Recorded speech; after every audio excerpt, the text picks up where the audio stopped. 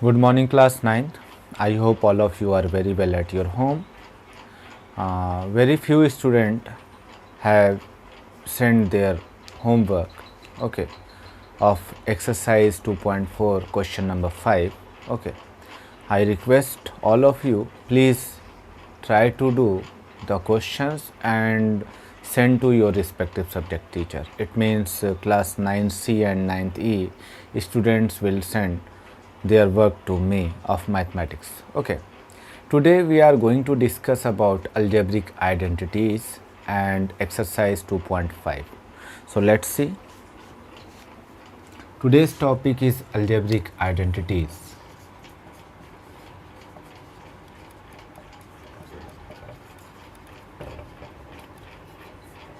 What do you mean by algebraic identity? Algebraic identity is nothing but an algebraic equation which is true for all value of the variable on both side. Okay, for example, अगर हम लोग लिखते हैं a plus B whole square, चूँकि ये class 8 में आप लोग पढ़ चुके हैं, so a plus B whole square give us a square plus 2ab plus b square. Okay, अगर यहाँ हम a और b की कुछ वैल्यू कंसिडर कर लेते हैं, जैसे a is equal to 1 and b is equal to 2. Okay,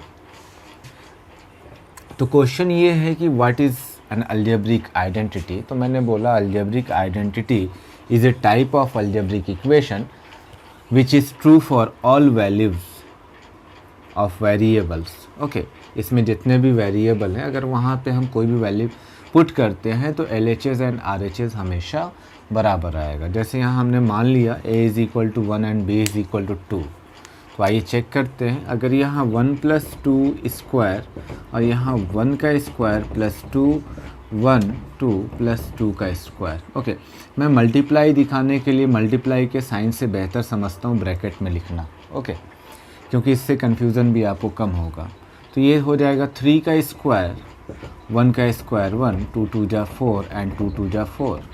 तो 3 का स्क्वायर 9 और ये भी आप ऐड करेंगे तो 9. तो आप देख सकते हैं कि LHS और RHS आपका सेम आ गया. ओके, इसी तरीके से अगर आप कुछ और वैल्यू कंसिडर करते हैं, for example a is equal to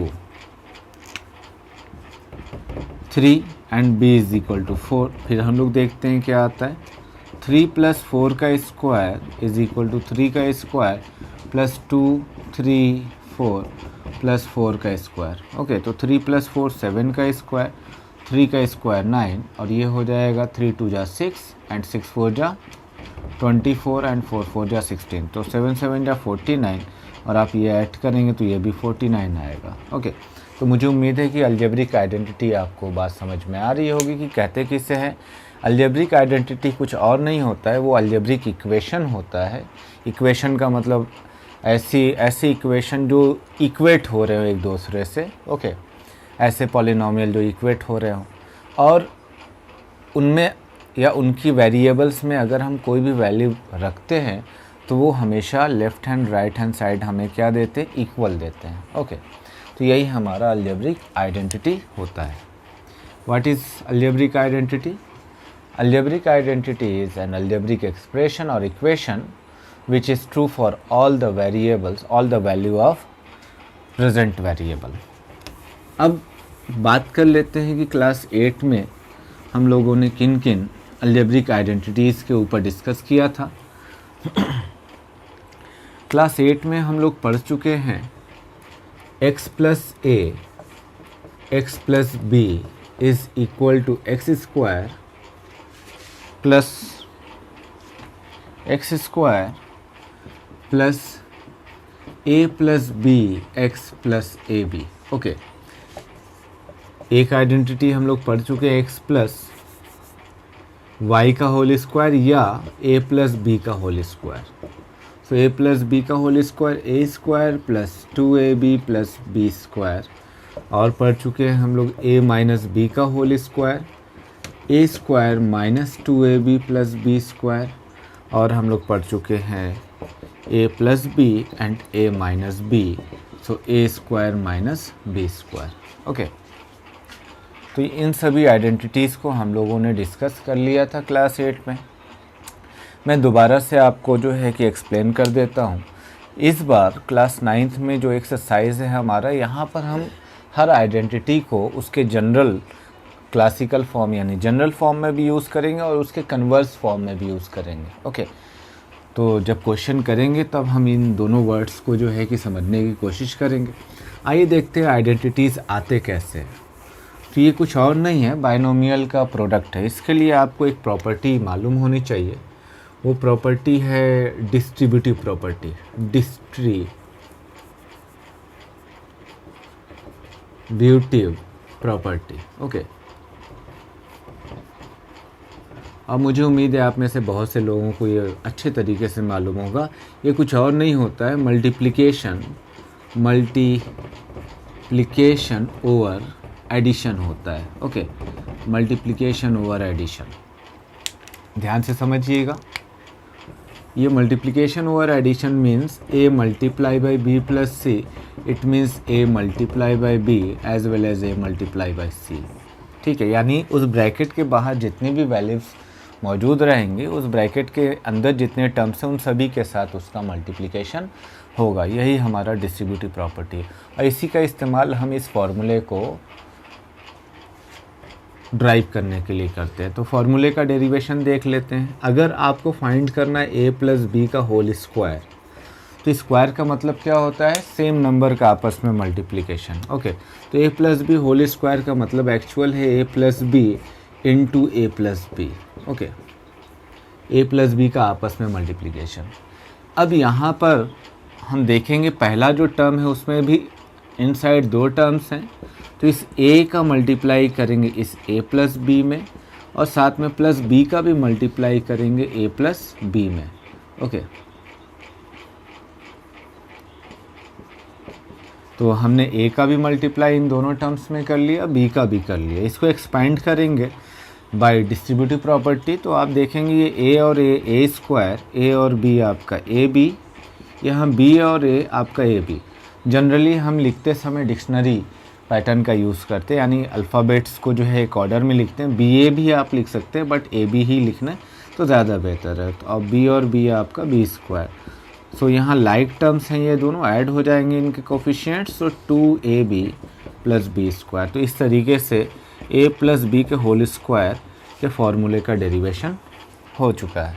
okay, तो इस तरीके से बाकी जितने भी आपके बाइनोमियल्स आएंगे या ट्राइनोमियल्स आएंगे तो उनके फॉर्मूले का डेरिवेशन हम लोग देखेंगे अकॉर्डिंग टू क्वेश्चन। आइए क्वेश्चन एक्सरसाइज पर चलते हैं।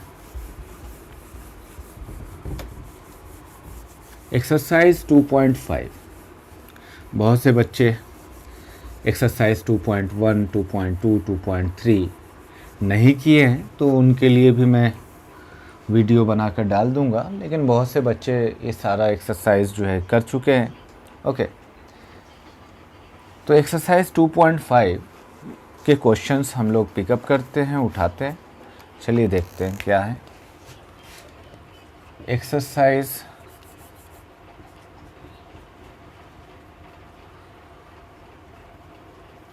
2.5 question number 1, use suitable identity to find the following product.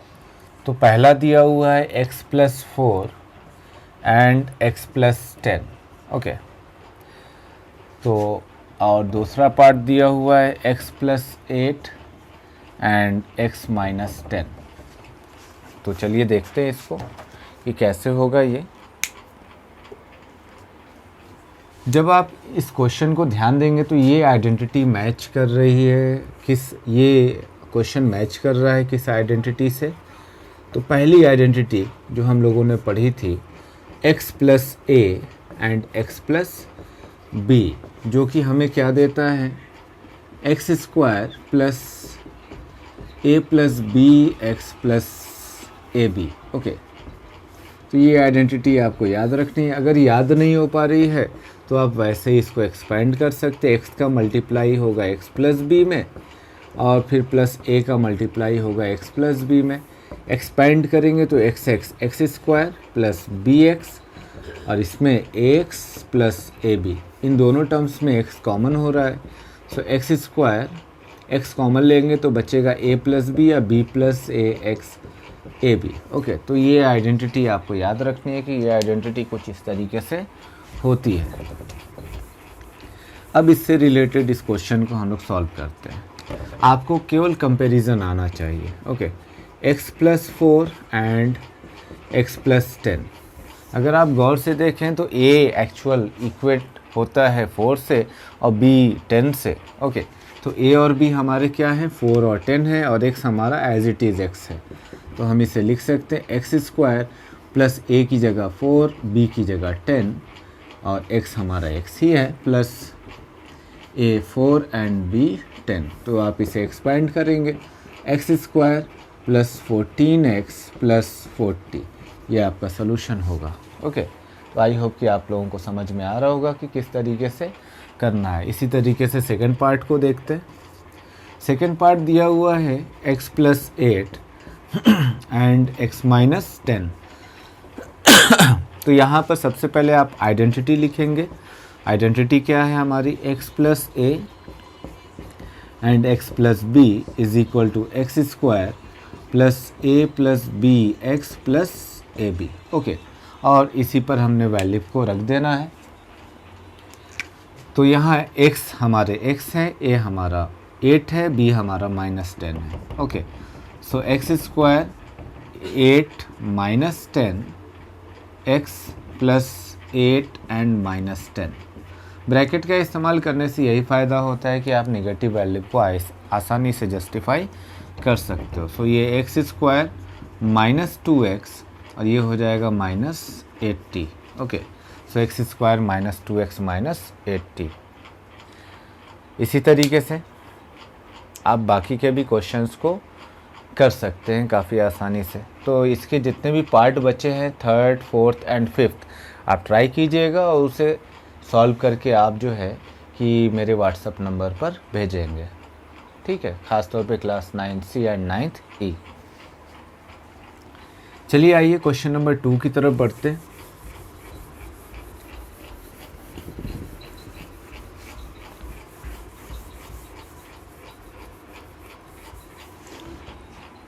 Question number 2 कह रहा है evaluate the following product without multiplying directly. Okay, तो इसमें हमें डायरेक्ट मल्टीप्लाई नहीं करना है, आइडेंटिटी का यूज़ करना है। Question number 2, evaluate the following product without multiplying directly. Okay, without multiplying directly। First part है इसका 103 मल्टीप्लाई बाई 107। सेकेंड पार्ट है 95 multiply by 96 and third part है 104 मल्टीप्लाई बाई 96। ओके, तो आइए इसको करते हैं हम लोग। अगर आप ध्यान दें फर्स्ट पार्ट में, तो फर्स्ट पार्ट का सलूशन हम लोग करते हैं 103 मल्टीप्लाई बाई 107। क्वेश्चन कह रहा है कि हमें डायरेक्टली मल्टीप्लिकेशन नहीं करना है, तो हम यहाँ किस तरीके से आइडेंटिटी को कंसिडर कर सकते हैं। यहाँ हम 103 एंड 107 को स्प्लिट कर सकते हैं। लिख सकते हैं 100 + 3 और इसे लिख सकते हैं मल्टीप्लाई बाई 100 + 7।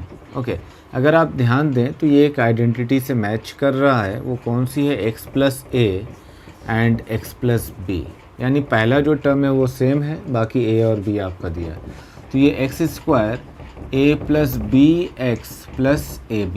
ओके, तो x क्या है हमारा 100 है, तो 100 का स्क्वायर प्लस a हमारा 3 है और b हमारा 7 है, और x क्या है हमारा 100 प्लस 3 एंड 7। इसको सिंप्लीफाई करते हैं तो 100 का स्क्वायर क्या मिलेगा आपको, 100 का स्क्वायर मिलेगा 10,000। ओके, 10,000 प्लस 7, यहाँ प्लस का साइन होगा, 7 एंड 3 10, 10 एंड 100,000, और ये हो जाएगा 21।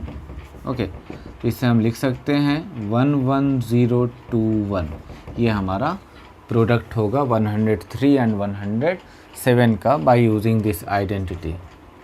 ओके, सिमिलरली 95 और 96 को आप सॉल्व कर सकते हैं। सेकंड पार्ट अगर हम बात करें तो 95 इंटू 96, तो इसे आप दो तरीके से लिख सकते हैं। चाहे तो 100, चूँकि 100 10 100 1000 का मल्टीप्लिकेशन या उसका स्क्वायर आसान होता है, तो आप अगर इसे लिखना चाहें तो लिख सकते हैं 100 माइनस 5 इंटू 100 माइनस 4। ओके, बहुत से बच्चों का क्वेश्चन होगा सर हम 100 की बजाय 90 प्लस 5 एंड 90 प्लस 6 क्यों ना लिखें, तो बिल्कुल आप लिख सकते हैं, आप ऐसे भी कर सकते हैं। ओके, तो आपको जो भी सूटेबल लगता है वैसे इस क्वेश्चन को सॉल्व कीजिए, ऐसे ही थर्ड पार्ट को भी सॉल्व कीजिए।